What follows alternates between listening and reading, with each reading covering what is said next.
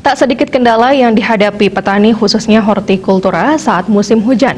Bahkan resiko gagal panen pun menghantui. Namun harga produk pertanian justru bagus di musim hujan sehingga membuat petani mampu bernafas meski modal yang dikeluarkan menjadi lebih tinggi. Kepala Bidang Produksi Dinas Pertanian dan Ketahanan Pangan Provinsi Bali, Iwayan Sunate, kepada wartawan Bisnis Bali mengatakan, saat ini petani hortikultura justru mendapatkan harga bagus setelah sekian lama harga produk anjlok akibat dampak pandemi COVID-19. Seperti halnya cabai rawit yang saat ini sudah mencapai harga Rp40.000 per kilogram. Harganya lumayan saat ini, petani jadi bisa bernafas setelah 8 bulan atau 2 periode panen dihantui anjloknya harga produk.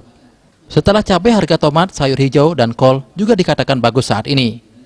Tomat sudah mencapai Rp10.000 per kilogram, setelah sebelumnya sempat Rp5.000 per kilogram. Demikian juga sayur hijau dan kol sudah mencapai Rp7.000 per kilogram, dari sebelumnya sempat Rp1.000 per kilogram. Namun demikian, petani diharuskan bekerja ekstra di musim hujan, termasuk modal yang dikeluarkan lebih tinggi dan menghadapi risiko gagal panen. Saat musim hujan, produk akan lebih mudah busuk diakibatkan oleh jamur. Untuk itu, petani harus mengeluarkan biaya lebih untuk perawatan tanaman dan pengendalian penyakit, termasuk membayar tenaga kerja. Berdasarkan data harga pasar dari Dinas Perdagangan dan Perindustrian Provinsi Bali, harga cabai rawit di pasar saat ini Rp43.000 hingga Rp45.000 per kilogram.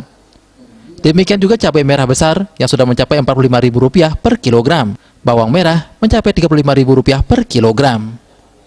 Widya Stuti, Bisnis Bali, melaporkan.